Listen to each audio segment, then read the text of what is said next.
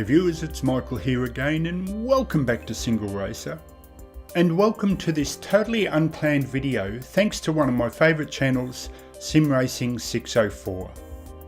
And that's because he told me in his last video that the amazing RSR Formula 3 mod has been updated to version 4 on Race Department. And I'll also have a link in the description for that update. But why it's a totally unplanned video for me is because a long time ago I originally did a channel challenge where I did it on my favourite track, the Nordschleife, and set a Hotlap RSR time in 8th spot. Now as you can see here I've slipped to 11th spot unfortunately, but I noticed that one of my other favourite channels, Play Everything, who's an outstanding F1 driver, still holds top spot on here on the RSR website. But the important thing about why I want to revisit this channel challenge is an interesting thing for me, because I want to see how the mod has improved in the update version 4. And for the record, unlike the previous channel challenge where I slightly altered the car, in this case it will be totally default. So not even lowering the petrol. I think it's by default 30 litres, but whatever it is, default is how I'm going to drive it. So I'm curious to see the improvements in it. But also, which could be slightly misleading, so I want to tell you about, is Nordschleife to me is my second home. I race, my favourite thing to do at night if there's nothing on TV is race on the online servers in Assetto Corsa on the Nordschleife tracks usually. And so if you imagine 3 levels of understanding of a track, and the first being that you just learn how the track is shaped, and you get to a point where the track's totally in your memory, meaning you don't have to think about what's coming up anymore, you know what's coming up. The second part about that is understanding how to get a better time on the track, so you feel that you're more competent in how to both enter and exit a corner and how to take the corner. But the reason I want to revisit this is because I feel that I've reached a third level, which is it's kind of difficult to explain, but if you imagine where I know the track now so well and so intimately that it's down to like literally a foot for each corner. So you get to know each corner so well that I can take the corner entry and exit specifically within like a foot of a certain apex point or a certain marker. And the best example of that is there's a sweeping left-hander. It's about 3 or 4 corners back from the carousel and it's at top speed, and I've absolutely nailed that to the point of putting the car as far over to the right and hitting a certain point on the curb, like literally within 6 inches, and I can do it over and over and over again. So in a way that might be an advantage already, but I just want to see in the new mod, coupled with how well I know the track, is how far up I could get now in the on the RSR time trial board. Now I will definitely not catch Play Everything. He's just too good a driver, and you know, I don't have quite the equipment to match that. So, but I'm hoping to get 8th spot or better again. We'll see, but it'll be very interesting to test. And finally, I've noticed when I unzip the mod and put the mod in, that there are 2 versions of the mod now, but I'll be using the original first version of the mod, which is called the DALLARA Formula 312 version. But now when you unzip the new mod, you get a bonus 17 version as well, which I assume has a little bit more power or some sort of changes like that. So I haven't tested it out just yet as I do this commentary. So to make the test fair, I just want to use the original 12 version that I did in the previous Hotlap channel challenge. So I guess there's nothing more to do than go hotlapping. So this is Michael signing out for SingleRacer. I'll catch you next time. See you later.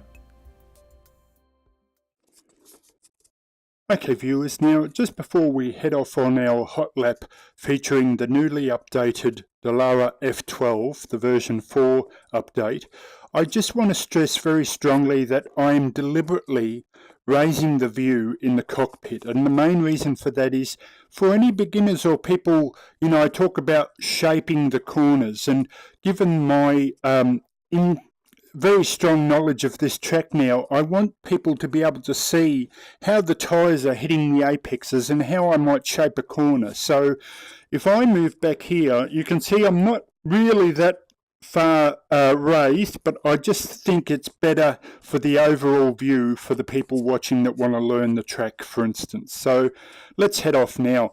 Now I hope to talk about some of the corners that I feel that I've gained an advantage on, and we'll discuss that as we go. So let's head off now.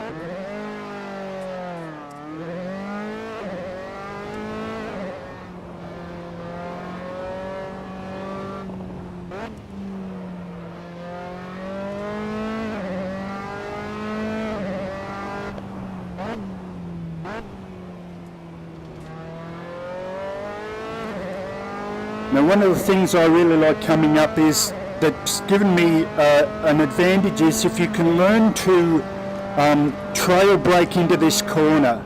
You trail brake and hold the brake about 30%, brake in there, and it just gives you such a beautiful flow. And here again, but it's not as important, but just that speed coming out of the corner is so essential.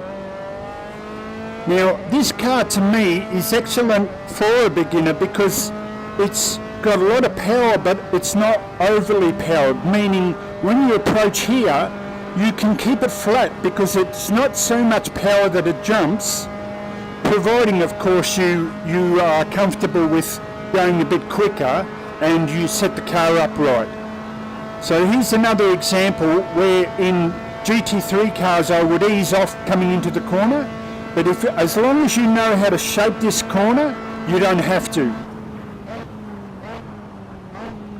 Now again, third gear for that flow. See, I just love pressing the accelerator just once and getting that real speed coming out of the corner.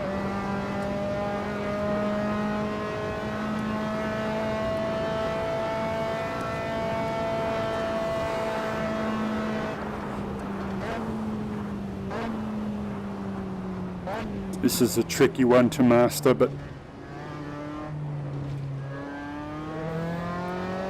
unfortunately there's no getting out of it. You've just got to practice your tracks, and the better you are with a particular track, the faster you'll be in any car.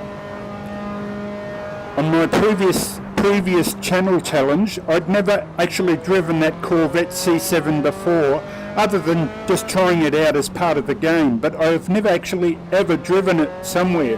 But it was my knowledge of Laguna Seca that helped me get that quick time.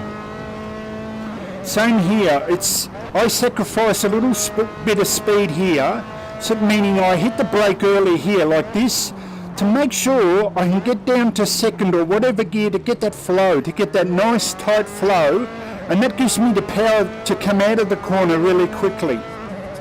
Now here's another knowledge one where I talk about the curb. I really hit this curb and change up and then change back down to get the beautiful flow out of this as well.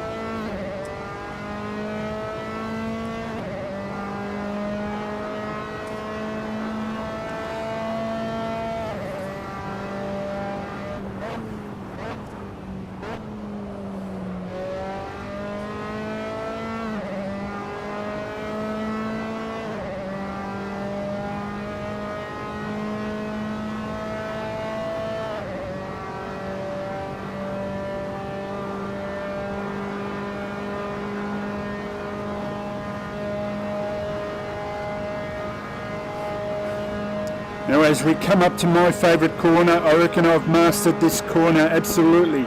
So I run out wide over this grading here and then tuck it in right into that curb, and I almost hit 2 or 3 of that curb squares every single time. It's such a great corner. And this one is a great one for shaping. It's like bringing it in tight and then shaping it around and getting that nice tight line. For some reason this car is not too good in this carousel. It just doesn't like it at all. It's very hard to be flowing through this bit, in this particular car at least.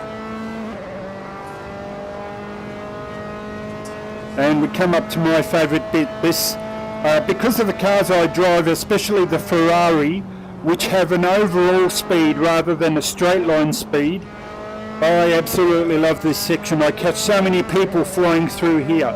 Now here's one where I actually have gotten a lot faster because I run over these 2 curbs, which you're meant to do. You know, in a really good lap, you've got to take advantage of those curbs. The same here, just running over those extra bits, and again here just utilising that extra speed so you can get that nice tight turn in here. This is always a tricky one. And again, I watch someone else do this. They run over the edge of the curbing here, over here, and then tuck it in nice and tight. And again, here's a bit of runoff, but I don't need it in this car. Just the flowing through here is incredible. This section, it was always the one I found the toughest. It's just working out again the angles to come in here and to get the best speed, trying to keep your momentum up. This is definitely a momentum section. And here's another one where it took me many runs to get this, because I used to turn in and always hit that gutter, and it's that thing of just holding your line a bit of a second or 2 longer and then turn the car in after you got past that curb. But I used to hit the curb and crash a lot in that particular corner. It was shocking. So here we've hit top speed. Now it's funny that in a way this car seems slow, especially to an F1 car, but it has such a great overall speed, and that's really the best cars to me. I've seen drivers drive the Ferrari 599, but they struggle in the corners because it's such a hard car to keep fast in the corners. So as we come to that last section here, I love this bit as well. Can we beat my time here? I think we can. Yes, beautiful. And what a great little car. But I have to say, it doesn't feel that much faster. It just feels better overall as a mod. I can't say that I notice any speed difference, so let's get out and have a close look at this, the beautiful wings here. I love that little, the mechanism there connecting all the struts or whatever they're called. I'm definitely not a mechanic. And here I like the carbon fibre look here, and let's look in there, have a quick look in. I hope you can see that there. As we look around the car here, beautiful car. So if this is your sort of thing, I'll have the link in the description. I highly recommend it. So I hope you enjoyed that hot lap there. So this is Michael signing out for SingleRacer. I'll catch you next time as we wave there to one of the spotters, and I'll catch you next time. Okay, see ya.